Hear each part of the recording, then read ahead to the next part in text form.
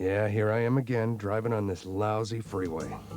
Dodging the crazies that weave and cut through lanes trying to rough me up and get me mad. But no way. Can't let it bother me. Got a job to do. Oh, sure, I'm a regular Joe.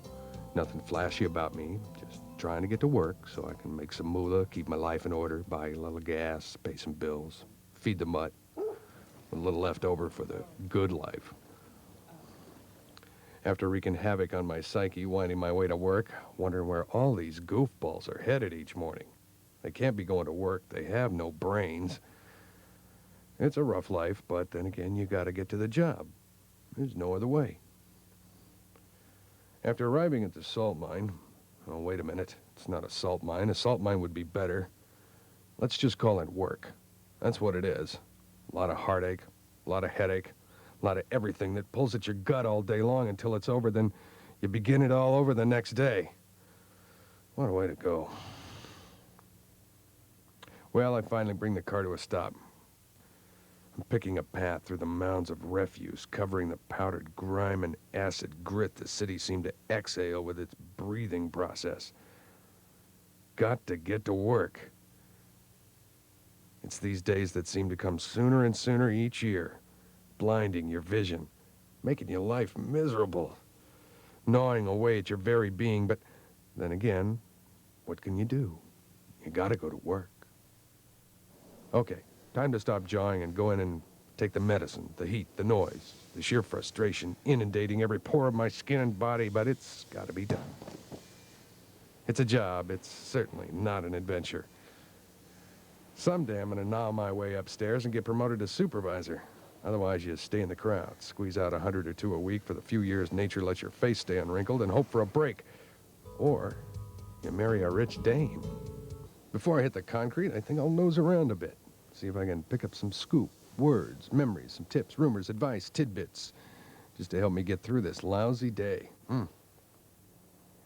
Yeah, it's a job, but just think, I could be on a ranch in Montana, punching critters, eating beans, wearing the same clothes for a month, and wondering why I'm always alone, but that's not my style. Nah, I'd rather be here, working like a dog, smelling like a dog, putting in the time, the heat, the pain, the effort, just to make some jack. Just like all the other Janes and Joes that work here. Oh, sure, there's lots of people here, working like dogs, smelling like dogs, you get the picture. But then again, what can you do? You gotta eat, drink, and be merry, right? Looking in the office pogies, these are the people who really have it made, you know? Look at that, nice furniture, air conditioners, plush jobs, coffee, paper clips, water, friendly atmosphere. What a great place. But then, it's not for me. Plain Joe like me would dry up and fade into the sunset in this setting. Nah, it's not my style, but to each his own. Supervisor here, he's got it made. Nice, soft job, punching that calculator. Looks like a file clerk in a city morgue. No headaches, no problems. Whoops, spoke too soon. Looks like he just got the new safety manual. Time to get some nitty-gritty gossip. The guys in the shop are always good for a few rumors. Uh-oh. I hate to see this happen because it just ain't right. Wild Bill's using a grinder without safety glasses. The guy knows better. I mean, he's a good Joe, but maybe a dame gave him a hard time last night. Wild Bill's not thinking right. Not thinking right can knock this palooka out of the ring. Uh-oh. You can imagine this. 2 jokers about to bite the dust on the same thing. Randolph over there is wearing a face shield, but he doesn't have any safety glasses on. Doesn't he know that face shields protect his face and safety glasses protect his eyes? Man, where did these guys go last night?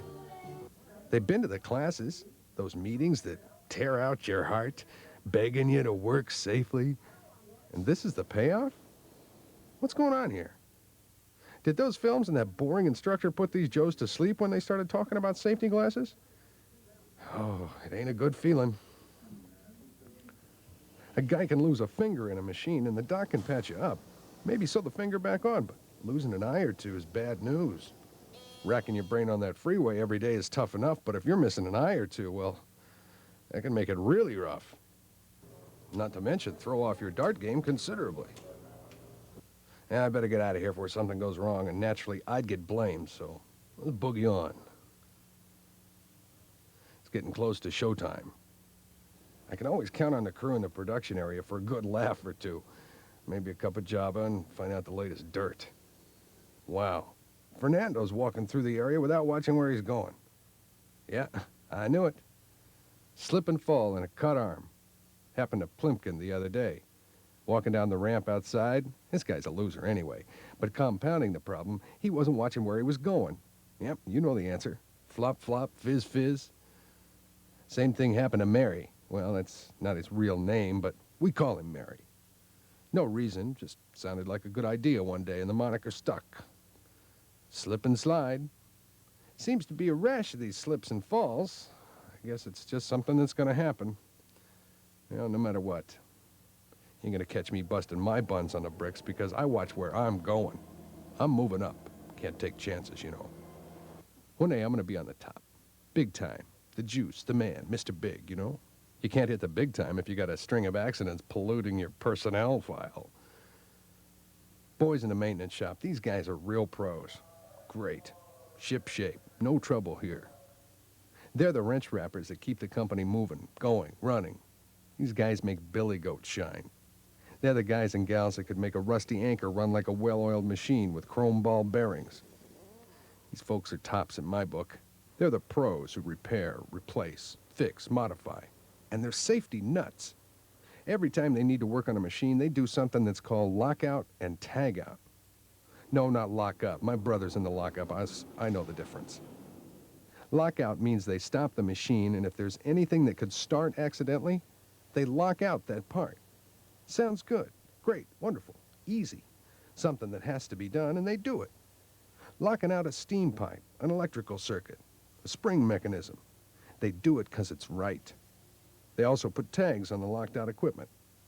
That lets all the Janes and Joes know that someone's working on this machine, so keep your mitts off of it. Pretty strong words, but then again, it's for safety. You know, safety, accident-free, health, no injuries. Away from the hospital, no stitches. You get the idea. I remember years ago working with a bunch of slobs. What a bunch of bozos. Oh, this place was dirty.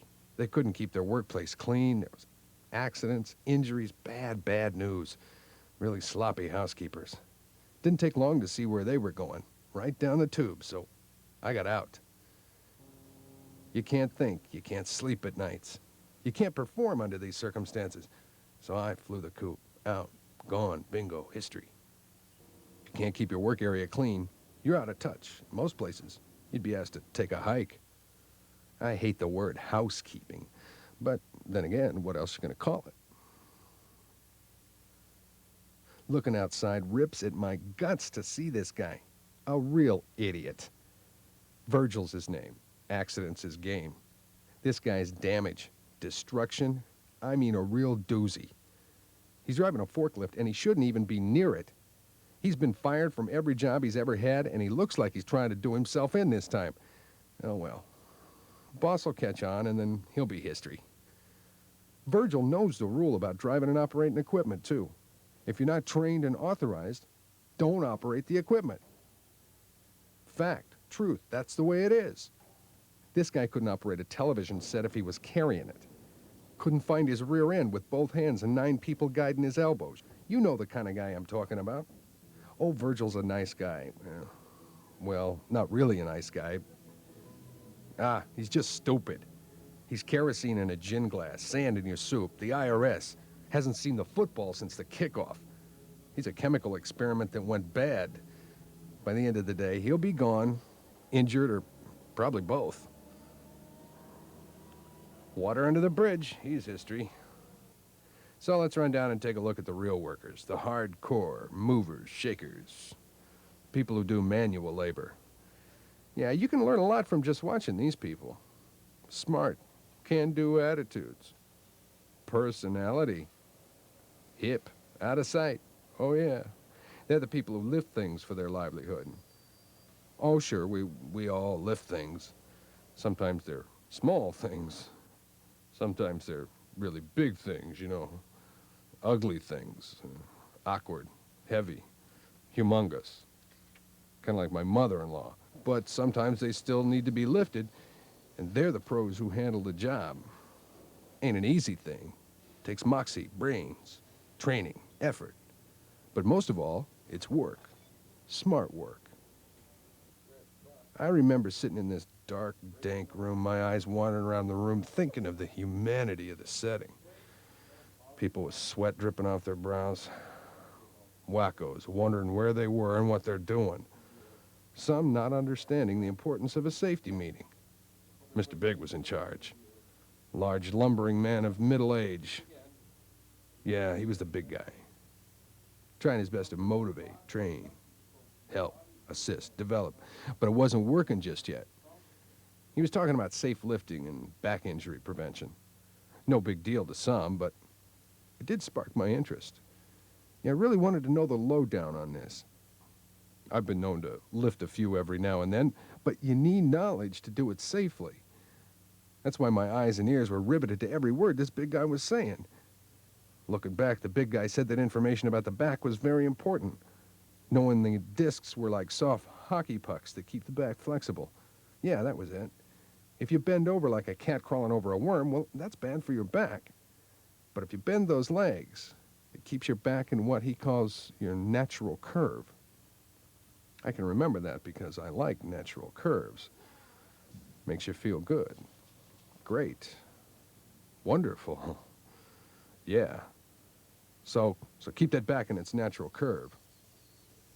Sure, people play golf and they bend down the wrong way to pick up their ball or their crying towel, but who plays golf at work?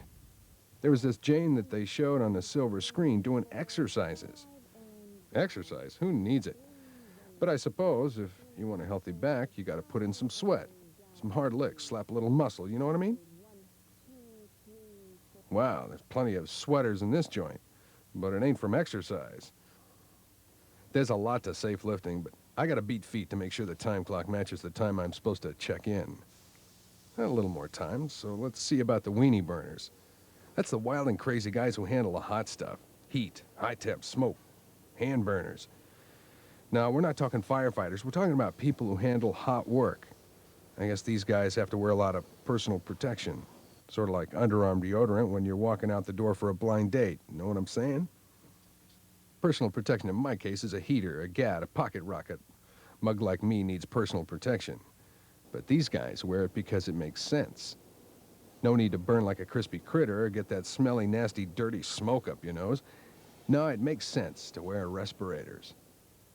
Ever see a guy spray paint with a dust mask? What a maroon. That's like sticking a rubber hose up your nose and filling it with asphalt. A dust mask is for dust particles. Spray painters need to wear the right protection for the job. Talk about some bad stuff. What happens if you get chemicals on your body because you weren't wearing protection? Well, you're an idiot, first of all. You should have been wearing the protection to start with. That's a real brainer. A person who takes chances is a loser, a dodo. Elevator doesn't go to the top floor, few bricks shy of a load. Probably needs a shoe shine in a dark alley somewhere, you know what I mean? Well, chemicals are bad enough. So you have to handle them carefully. And you have to know what to do if you get chemicals on your skin. You need to wash the stuff off. Doesn't take a rocket scientist to figure that out. Get out of your clothes, hit the shower. You probably needed one anyway. Same thing for chemical splashes to the eyes. Get some water in there. Then you can call the Sawbones for professional help. Oh, I'll grant you, sometimes this safety stuff ain't real exciting, but it does prevent accidents and injuries. Makes you wonder just how many people there are that don't pay attention to all this safety stuff. Hey, this is exciting. A real rush, bingo, happening. All this stuff about safety right here in your own backyard. Hey, man, gotta go. The boss is calling and I'm out of here. Can't be late for work or they'll string me up by my thumbs and cram goat juice down my throat. Uh-oh, the cops, the pigs, the vigilantes are here. Wonder what's up. Heat must be on somebody. Maybe a forklift operator ran into another rack of heavy materials. Or they busted another door. Maybe another slip and fall. Maybe they're here to investigate an accident. No telling what. Something's up and I better check it out. I knew it. The idiot Virgil again. He's smiling like he just discovered teeth. I'm looking at him, and I feel my mind fingering out the bits and pieces, till there was only one little piece left. This guy's a walking time bomb. Wonder how many times his name is on the police blotters and hospital emergency rooms. He may not know what's in store for him. Looks like the goons are going to haul him off to the ranks of the unemployed. You Virgil Fair Ranch? Yeah. You been having accidents and injuries? Yeah. You're brain dead, aren't you? Yeah. Welcome, Danno.